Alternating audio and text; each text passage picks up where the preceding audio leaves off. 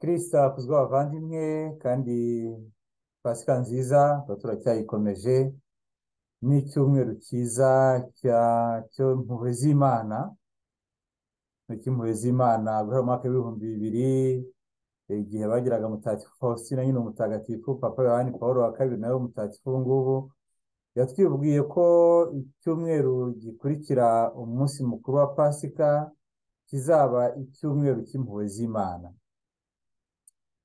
Niko tugumye kucyitaro n'uyu munsi, ariko hakaba hari imigenzo igomba gukorwa kugira ngo icyumweru ko wuzuze inshingano zacyo. Ni naho benshi bahereye muri kino gihe bagumya kubaza ngo ariko ubundi indulgensiya ni iki? Kuki batubwira ngo mu cyumweru cya kabiri cya pasika ni ukugira ngo ubone indulgensiya yuzuye, ngo ugomba gukora ibintu cyangwa biriya, ngo cyangwa akaba ari indulgensiya ngo icagase, ngo ubundi ayo magambo ni iki? Ese iyo muri iki gihe turi izo ndulgensiya hari icyo zimaze? Icyo kibazo rero cyangarutseho kenshi muri ino minsi, bituma ntekereza kubibaganirizaho. N'ubwo bwose gusobanura indulgensiya mu mvugo zacu z'iki gihe bitoroshye, ariko biranoroshye kuko bugendere no mu gihe tugezemo nyine uburyo ahubwo zinakoreshwa abantu benshi batazi ko ari nazo ziri gukoreshwa. Indulgensiya rero ni iki? Indulgensiya Gatigisimu ya Kiliziya Gatolika ifite ukuntu ibisobanura, ariko n'amategeko ya Kiliziya afite ukuntu abisobanura. Mu mategeko ya Kiliziya batubwira ko nyine indulgensiya ishobora kuba yuzuye cyangwa ikaba ari igice, kandi zigatangwa hakurikije ingingo zimwe zigomba kubahirizwa. Mu ngingo y'amategeko ya Kiliziya ya 993 niho basobanura indulgensiya n'uburyo zikora. Ariko muri Gatigisimu ya Kiliziya Gatolika nk'uko yasinyweho nyine na Papa Yohani Pawulo wa kabiri 1993, nako noneho bikanuzuzwa na Papa Benedikito wa 16. Uyu nyine nawe mu by'ukuri benshi bemeza ko ariwe wandikaga Yohani Pawulo wa kabiri agasinya, kuko niwe wari uzi bya teolojiya. Badusobanurira ko indulgensiya ari iki? Batubwira ngo indulgensiya ni ugukurirwaho ibihano umuntu yashoboraga kubona nyuma yo kubabarirwa icyaha. Ni ukuvuga ngo gukurirwaho ibihano cyangwa se gukurirwaho ingaruka z'icyaha bashobora kubona wamaze kubabarirwa ibyaha biciye mu isakamento rya penetensiya. Mu magambo make ni ukuvuga ngo ni ibikoresho by'impuhwe z'Imana, uburyo Imana ikora kugira ngo ushobore kurangiza nyine gahunda zayo mu buzima bwacu bwo muri iyi si. Impamvu rero ayo magambo nk'aho kino gihe atumvikana cyane, ngiye kubasobanurira impamvu bikiza ni ukugendera ku mateka y'ikintu ushaka kugisobanura. Ubundi indulgensiya mu by'ukuri zijyana n'isakaramento rya penetensiya, zijyana n'isakaramento ryo kubabarira ibyaha. Guhera mu ntangiriro za Kiliziya hajya habaho ibibazo byo kwibaza ngo ese ibyaha byose birababarirwa? Ubundi Yezu atubwira ko ibyaha byose yabarirwa, ababarirwa ibyaha byose, yewe no ku musaraba bigaragaje ubwo yabariraga cya gisambo cyangwa se wamugira nabi ubwo bari kumwe ku musaraba. Ariko Yohani Mutagatifu nk'ibaruwa ya mbere umutwe wa 5 guhera ku murongo wa 16, ngiye kubasomera ibyo yandikamo. Byagiye bituma na Kiliziya igenda gahoro mu kumva ko hari ibyaha bibabarirwa koko, ariko bikabarirwa wenda bitinze cyangwa se wenda ntibinabarirwe. Yohani Mutagatifu nk'ibaruwa ya mbere umutwe wa 5 aragira ati: niba umuntu abonye umuvandimwe we akora icyaha, ariko icyaha kitajyana mu rupfu, namusabire, maze Imana imuhe ubugingo, niba koko icyaha yakoze kitajyana mu rupfu. Habaho icyaha kijyana mu rupfu, uwakoze icyo si we mvuze ko mugomba gusabira.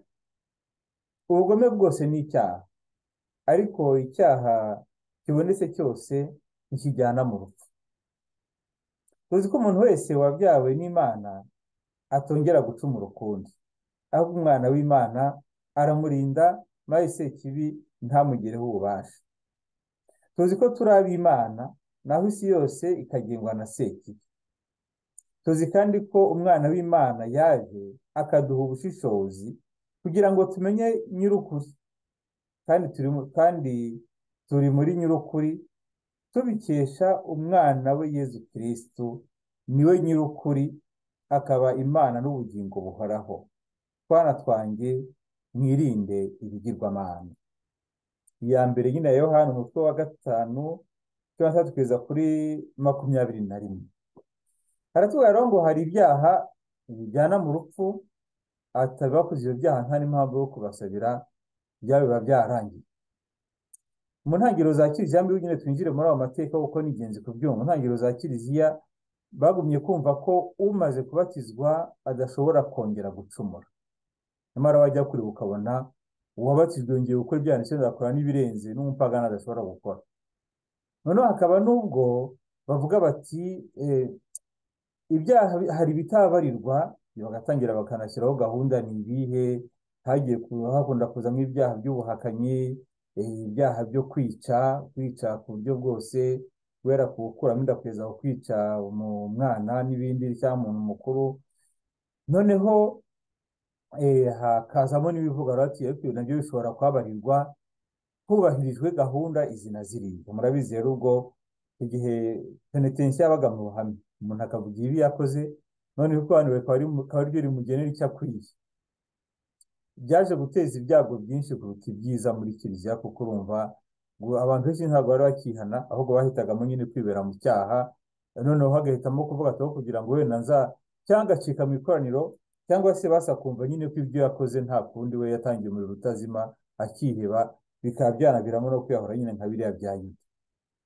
Muri ubu bushishozi rero twumvise muri iri somo, Kiliziya mu bushobozi bwayo igenda ibona ko icyiza atari ugusaba penetensiya mu ruhame, ko ahubwo ari ukwegera umusaseridoti, kwa kundi tumusanga mu dusaba batisimu, dusaba gukomezwa, dusaba ukaristiya, dusaba gushyingirwa, duhozeho kw'abarwayi, rimwe tunasaba ko dushyingurwa n'uwacu, ko n'igihe umuntu yacumuriye umuryango w'Imana, uhagarariye umuryango w'Imana, ari we ushobora nyine gutanga izo mbabazi z'Imana mu izina ry'ubutatu butagatifu. Nuko rero penetensiya yo mu gutwi nk'uko babyita mu magambo ya teolojiya yatangiye, ukegera umuntu ukamubwira mu gutwi bw'umusaseridoti, ukaba uzi neza ko ijambo ari buvuge rimwe, nk'uko no mu gitambo cya misa avuga, arimo kuvuga amagambo ya Yezu, ibyari umugati na divayi bigahinduka n'amaraso bya Kristo, ko ubwo bubasha yabuhawe, ko nanavuga ko ibyaha byawe babariwe ako kanya uko bivuzwe, ibyaha byawe uhita bibabarirwa. Ariko hahita hazamo icyo twita ikiru.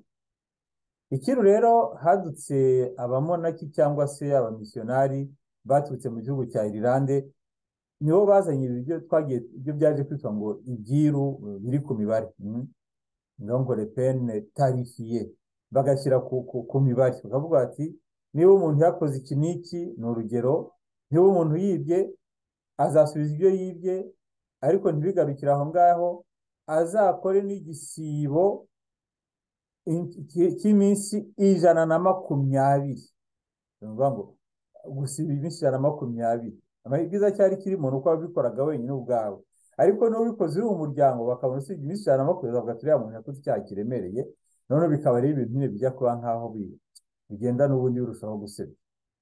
Noneho bya byiru biremereye bigatuma bamwe bacika intege, hakaba n'ushobora gufata arangije ikiru cye, kandi uko nyine Kiliziya ifite ubwo bubasha bwo kuboha no kubohora abantu. Iyo ni ijambo ry'Imana mu ivanjiri ya Matayo umutwe wa 16, guhera ku murongo wa 16 nyine kugeza ku murongo wa 19, akanditse umurongo wa 19 na 20, kuko niho havuga ngo nzaguha imfunguzo z'ingoma y'ijuru, icyo uzaba waboshye munsi kizabohorwa no mu ijuru, n'icyo uzaba wabohoye munsi kizabohorwa no mu ijuru.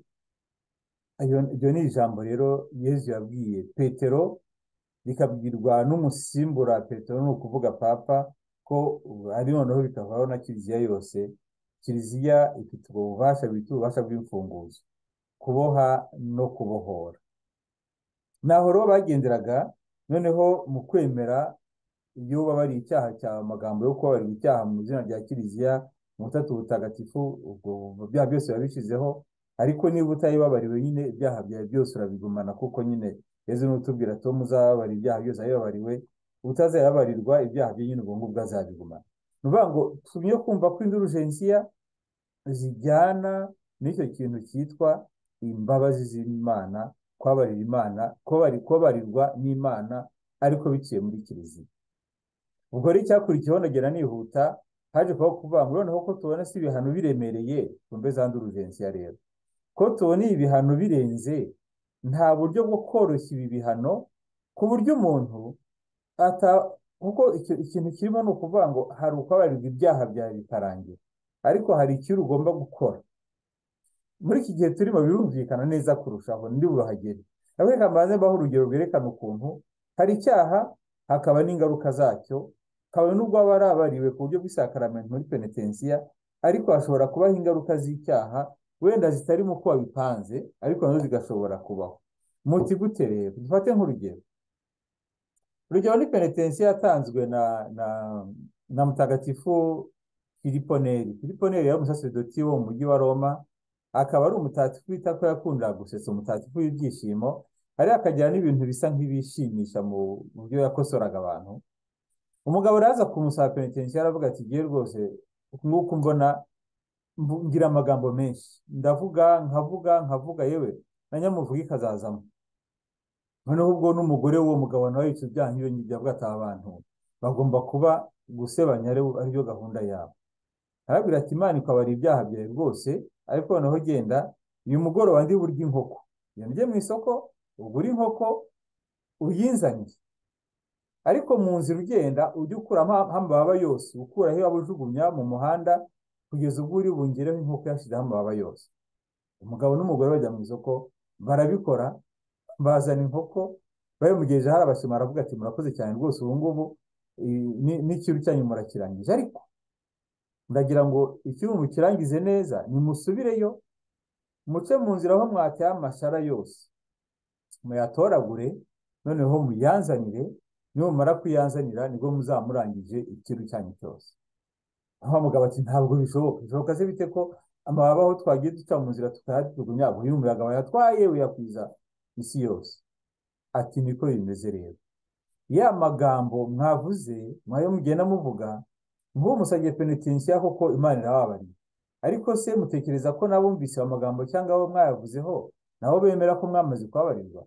Murabona rero ko amagambo ari icyaha kibi cyane, kuko ashobora kugira n'ingaruka zirenze izo guhabwa penetensiya gusa. Vuga rero ngo hari icyaha hakaba n'ingaruka zacyo, cyangwa se n'ibikomere, akenshi n'ibikomere. Niho nshaka kumvise ukuntu indulgensiya zumvikana muri kino gihe. Hakaba n'ibikomere ugomba gukira ugize urugendo ukora rwo gukira. Urugendo ukora rwo gukira rero ni rwo mu ntangiriro ya kiliziya, kubera nyine ko icyo twita busikoje byari kitari cyabaho, nicyo kintu cyiswe mu by'ukuri indulgensiya.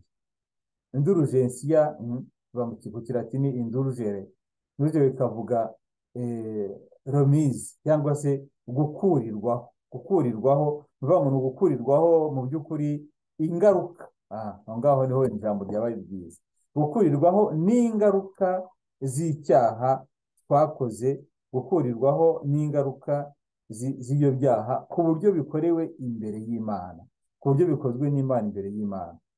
Ndabibabwira kubera ko no mu rugendo nkora mperekeza abantu kugira ngo basohokere mu nzira y'ibikomere.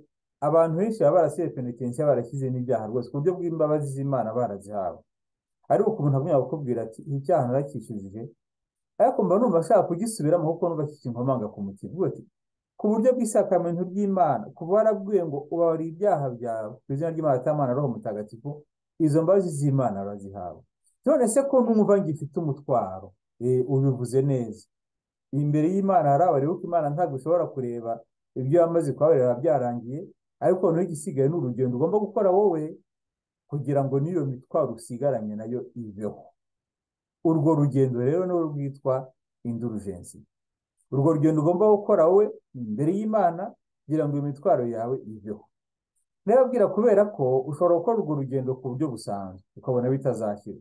Imbaraga z'Imana yacu muri Roho Mutagatifu ni uko ukora urwo rugendo igahita ibikuraho rwose burundu, bigahita birangira. Ni uko rero indulgensiya zikora ni gukurirwaho ibihano by'ingaruka z'ibyaha wamaze kubabarirwa muri ubu buzima, cyangwa se ukazazikurirwaho muri purigatori ubanje, ahubwo noneho ntabwo ari wowe ukisabira.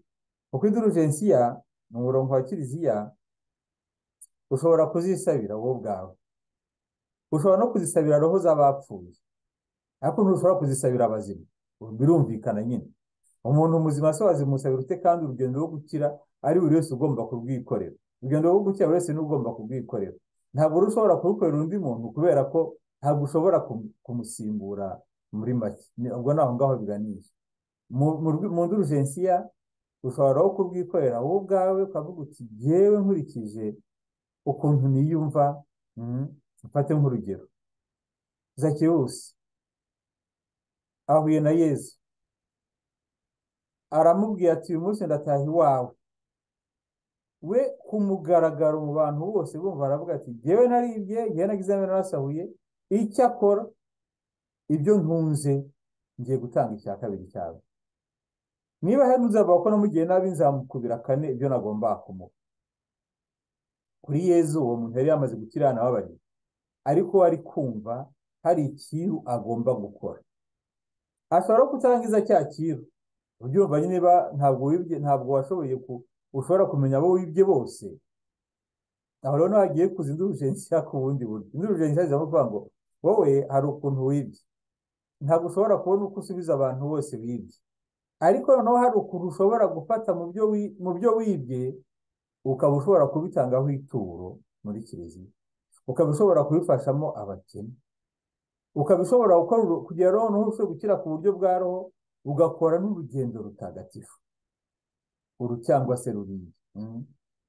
hari abavuga ko, kandi bifite ishingiro nubwo utapfa kubona aho byanditse ku buryo bugaragara, ko umwe muri barya abantu barashe bombe ku mujyi wa Nagasaki. iriya bombe nyine imwe yamaze abantu mu mujyi wa Nagasaki. umwe mu barashe bombe ku mujyi wa Nagasaki amaze kubona uburyo umujyi wose awuhinduye umuyonga, nubwo ntabwo yari azi icyo atwaye n'ububasha bwacyo, yahise avuga atoya, ngurikije uko ndi nkambona aya mahano nkoze, ngiye kuzarangiza ubuzima bwanjye mu gusenga Imana, nihana nigomwa.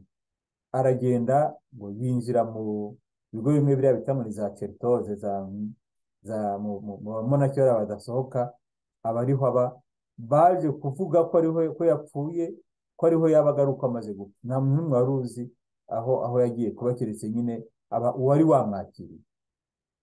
ikindi gifatika, mujya mu buvuzi bwa mutagatifu Mariya Goreti, ujya mwana wishwe imyaka 11, akiba n'umusore baturanyi wamurutaga ashaka kumufata ku ngufu. noneho wa musore yiyemeza gukora ubuzima bwose sa penitensiya, ngo yihana, ku buryo yapfuye rwose ameze nk'umufransisikani, nuko yabayeho ubwo buzima bwo kwitangira abandi, bo gutanga. noneho mu gihe bagiraga umutagatifu Mariya Goreti yari ahari, ari kumwe na mama wa Mariya Goreti, hajeho ikintu cyo kwiyunga rwose gifatika, ariko akumva ko ubuzima bwe akurikije ibyo yakoze agomba gukumya gusaba imbabazi, nubwo yumva ko yazihawe, ariko numva hari ikintu agomba gukora kirenzeho. icyo kintu rero ushobora kugikora ubuzima bwawe bwose, cyangwa ukagikora rimwe kigahita kirangira bitewe n'uko imbabazi z'Imana zingana, cyangwa se ukurikije amabwiriza kiliziya iguhaye. aho nongeye kuvuga rero, hari ubwoko bubiri bw'indulgensiya. hari indulgensiya yuzuye, hakaba n'indulgensiya nyine icagase. iyuzuye niyo yagiye iteza ibibazo mu mateka ya kiliziya. iyuzuye ni uko kiliziya ivuga ngo kubera ibikorwa ibi n'ibi n'ibi wakoze, ukuriweho ibihano byose n'ingaruka zabyo bikomoka ku byaha wamaze kubabarirwa, ku buryo guhera uno munsi ushobora kwinjira mu ngoma y'ijuru. urumva? aho rero niho kuvuga ngo ngiye gukora ibikorwa ibi n'ibi n'ibi kugira ngo noneho nshobore kwinjira mu ngoma y'ijuru. ikibazo hehe kizamo rero, kuzo n'urugendo nyine zatangwaga na papa, akavuga ati uzakora ibi n'ibi n'ibi n'ibi n'ibi azahabwa indulgensiya yuzuye. naho hari indulgensiya nazo z'iminsi, z'imyaka, z'ibiki, ni ukuvuga ngo hari uburemere wari ufite noneho cyangwa hari iminsi wagomba kuzamura muri purigatori umaze gupfa mu gihe iki n'iki n'iki bizaba biriho cyangwa bizaba bikiriho. Noneho bamwe rero bagiye babyitwaza cyane cyane mu gihe cyo hagati cyahitabaye muhayenaje, kuko indulgensiya nk'izo nyine zuzuye zavugaga bavuga bati ni barya abantu bagiye mu ntambara z'abanyamisaraba, ni barya abantu bakoze urugendo rukomeye rugana i Roma, ni barya abantu bakoze hari amasengesho aya n'aya bakoraga, ariko uko mu byumba byajyanaga no gutanga n'ibintu bifatika. Byashakuje cyane rero bari kubaka bazilika nkuru y'i Roma, kuko hariho n'induruje, ariko byari binasanzweho, ariko n'uyu munsi biriho, kuvuga ngo kubera ko wibye umuntu ntabwo umuzi, noneho icyo wibye gikube kangahe wenda ugitangire mu bwoko bwa kiliziya. Hakaba ariho uburyo bwo kwigisha indulgensiya bavuga bati niba warakoze ibi n'ibi cyangwa niba uzakora ibi n'ibi uzatangira amafaranga ya n'aya mu gushyira iki gikorwa iki n'iki, Imana izagukweraho ingaruka z'ibihano bagomba kugira. Rero birumvikana, dukunda kuvuga ko ari Luteri watangiye kubyigisha mu kinyejana cya 17, ariko sibyo, mu cya 16 ariko sibyo, kuko na mbere y'aho ngaho hari abamonaki n'umupadiri w'umukarume rwose babyigishaga bavuga batoya indulgensiya uko zumvikana nibyo, kuko icyaha cyose kigira n'ikiru cyayo, ariko uko biri gusobanurwa biri gutuma abantu bamwe bari kubikiriramo ibyo nyine, kuko umwepiskopi cyangwa papa ashobora gushyiraho indulgensiya zijyana n'amafaranga, zijyana n'amazu, zijyana n'amasambu, akaba ashobora kubishyira mu mufuka we. Ibi ngibi tubibona no mu kino gihe mu madini amwe n'amwe, bagashobora kuvuga ati wowe tanga Imana irakira, kandi mu by'ukuri niwe uri kwikiza. Ntabwo rero uwo muntu watwaye nabi inyigisho zumvikana, twese turumva ko rwose hari urugendo ugomba gukora kugira ngo ukire ingaruka z'icyaha. Iyo urukoze mu Mana rero nibwo ruba rushobora kwera imbuto zifatika, ariko iyo urukoze bidaciye mu Mana nyine bishobora kubyara ikibazo kindi, kuko ushobora kuzamo kwikunda n'ibindi. Ibyo ngibyo byose turabyumva kandi byose turabizi, kuko ndabyibuka 1996 na 7 dutangiye kwigisha kuri Gacaca Nkirisitu, hari ikintu cyo kuvuga twari tumeze nk'aho duhanganye na bamwe bigishaga bavuga bati waribye, warasahuye, warishe, jya mu mazi magari byose birasigaramo, ubundi urazamuka byose ubisizemo. Kandi igihe uko babonaga amasikise menshi, abantu bakajya mu mazi magari benshi, bakumva ko bazamutse babisizemo, ariko bahura n'umuntu hagiye nawe bakiruka, cyangwa se bakwibuka ibyo bakoze bibuka abantu n'ubundi umutima w'inyamahoro. Naho twe twaba twifite ubwo toya, wowe tanga imbabazi, usabe imbabazi, ubundi ugira amahoro. Ariko kugira ngo usabe imbabazi ugomba no kwemera ibibi wakoze. Uko ubyemera ukabisabira imbabazi niko ubohotse ku mutima, kabone n'ubwo wanafungwa, nyine ni byangaruka z'icyaha, ariko umutima wawe ubohoye ntacyo bizagutwara rwose, kuko uzavuga uti igihe ndi mu Mana, ibindi bizakurikiraho ni akazi kabyo, niyemeje ibizakurikiraho, ariko ndashaka kubohoka hamwe n'Imana yanjye, ndashaka kubohoka hamwe n'uwo nagiriye nabi. Amategeko wenda azakora ibyayo, nuko ashobora kutabikora amaze kumva ko amaze kwemera icyaha cyanjye, ariko icyo nshaka ni ukubohoka. Iyo gahunda, urwo rugendo rwari indulgensiya kandi ho koniso. Bakavuga ati tugiye gushyiraho n'ahantu uzakora urugendo akajya gusengera ahantu hariya, na Papa ashobora kubivuga cyane cyane, ariko Papa niwe ubivuga, ubundi agashyiraho n'ibyo bintu navuga ngo by'igihe cyangwa iminsi y'indulgensiya. Umuntu washoboye kubikora akaba azi ko abikoze kubera iyo mpamvu, uwo nguwo mu by'ukuri yagombye kumva nyine ko imbabazi z'Imana yazihawe kera mu isakaramentu ry'imbabazi, ariko noneho n'ingaruka z'ibyaha yakoze nabyo ubwabyo bivuyeho nyine, kuko birangizwe n'uko hari icyo Kiliziya yagusabye nk'umuryango ufite ikigega cy'imbabazi z'Imana. Ni uguhora tubyibuka, twibutsa ko Kiliziya ubwo bubasha bufite kandi ko yabuhawe. Noneho kubera ikigega cy'imbabazi z'Imana Kiliziya ifite, iyo itanze iteka cyangwa igatanga itegeko, wagombye kumva nyine ko ibivuze mu murongo w'Imana, ko gahunda mu by'ukuri ntabwo ari ukugira abibabaza, ko gahunda ni ukugira ngo abantu bashobore kugira uruhare kw'izo mpuhwe z'Imana kandi ku buryo bwihuse. Rero baratubwira bati kugira ngo ushobore kubona indulgensiya z'uko wiyambaje impuhwe z'Imana ku cyumweru cy'impuhwe, bati ugomba kuba gusaba penetensiya bikuye ku mutima wicujije rwose, ugomba kujya mu gitambo cya misa, ugomba gusenga usabira ibyifuzo bya papa n'ibyifuzo bya kiliziya, kandi ukiyemeza kuvavanura rwose n'icyitwa icyaha n'imizi yacyo yose. Ariho bose bavuga bati kuvavanura ibyaha n'imizi yacyo yose, ibyo ngibyo ni Imana yonyine ishobora kubimenya. Icyo twe tureba kigaragara inyuma ni uko ukora urugendo ukavuga uti urugendo rwanjye mfite n'urunguru, ariko ntiwavuga ngo guhera uno munsi birarangiye. Oya, wowe uzi ko icyo gihe imbabazi z'Imana wazihawe, ariko ukabanza ukavuga uti ubundi imbabazi z'Imana nzikeneye kuki? Ni iki kimbuza amahoro ko namaze kubabarirwa muri penetensi yawe? Noneho kandi nkaba numva n'ubundi hari ikintu kimbuza amahoro, kizashira giti?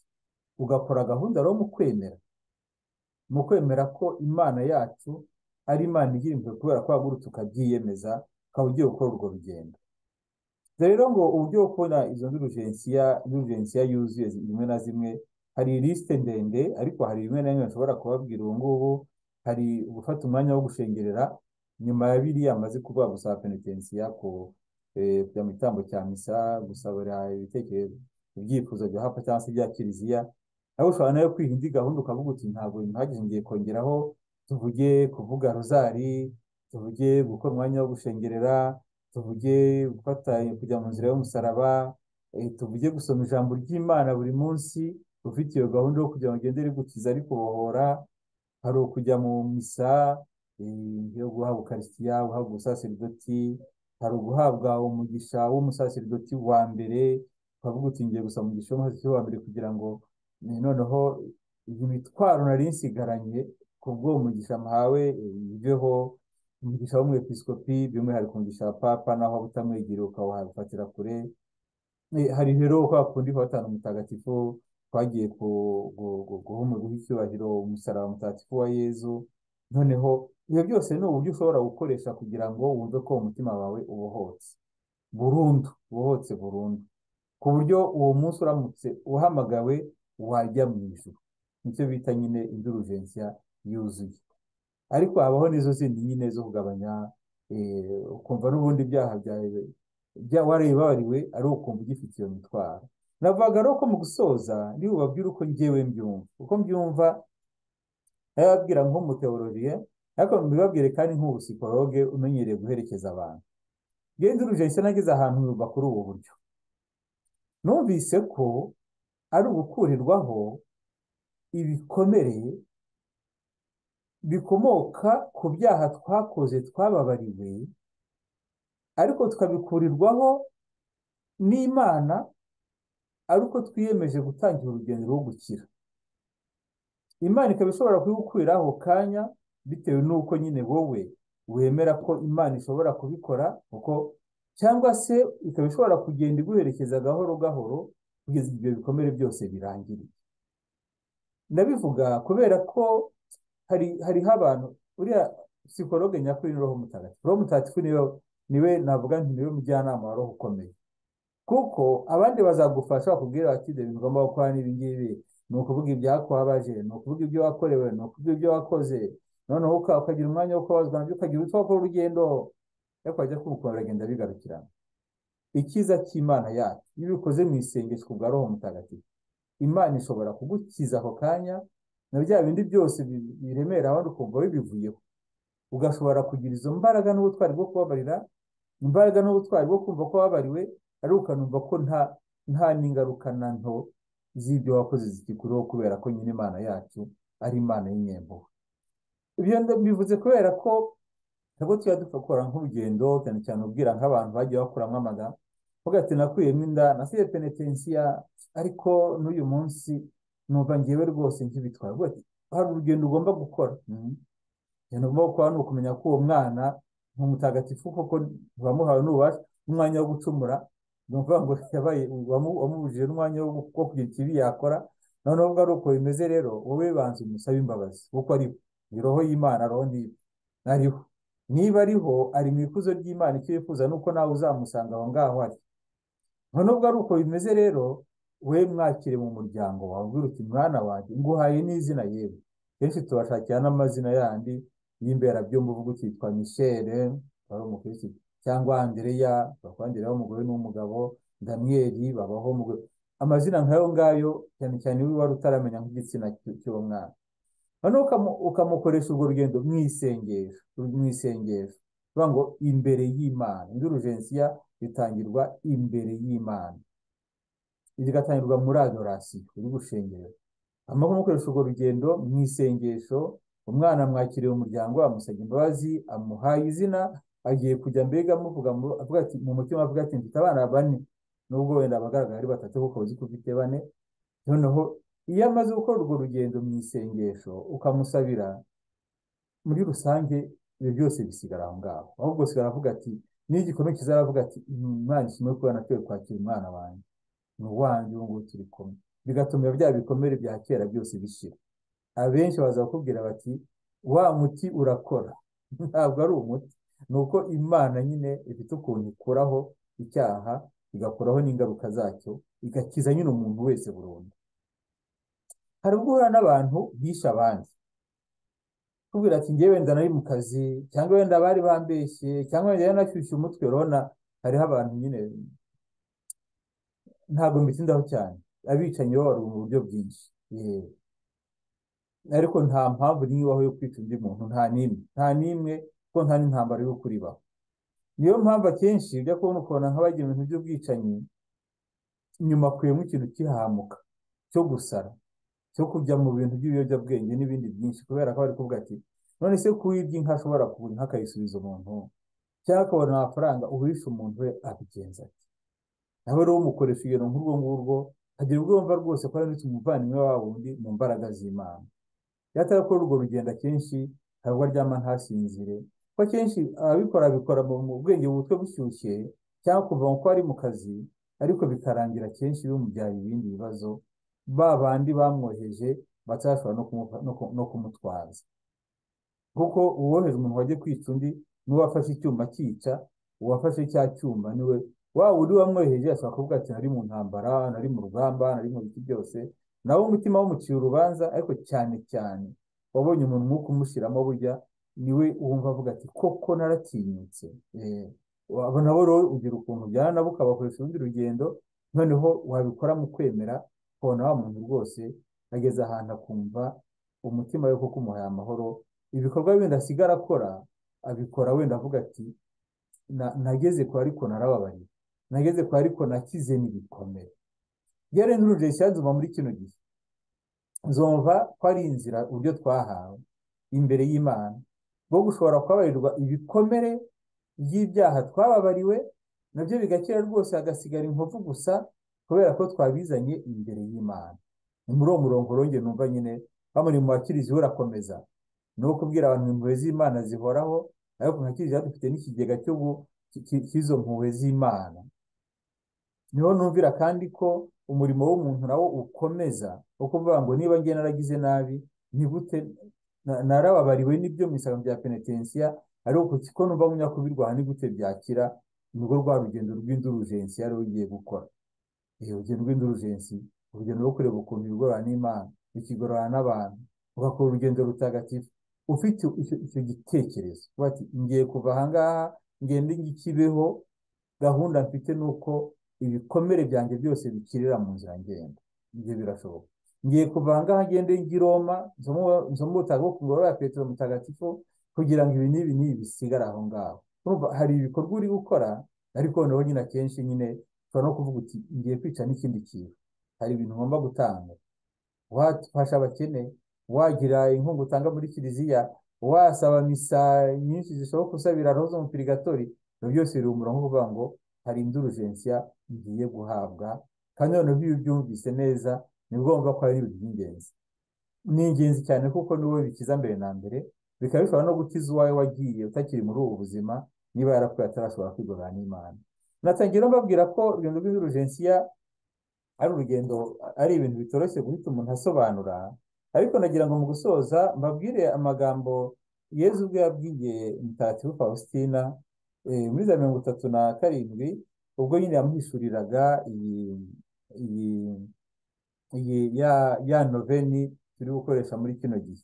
Ku munsi wa 8 handitse ngo uyu munsi uzaniye roho ziri muri purigatori, maze usinyuze mu nyanja ndende y'impuhwe zanjye, kugira ngo imivu y'amaraso yanjye ibazimirize ububabare. Izo roho zose zo muri purigatori zinejeje ubutabera bw'Imana, nanjye ndizihirwa. Umurongo ntushaka kwagura ukomeye muri uyu nguyu: nimwe mushobora kuzironkera agahenge mwifashishije ibikorwa byiza bya kiliziya, indurugensiya n'ibitambo byo kwitwara. Ya mwari muzi umubabaro wazo, ntimwahwemye kuzifashisha amasengesho yanyu, bityo mukaba murishye umwenda zifitiye ubutabera bwanyu.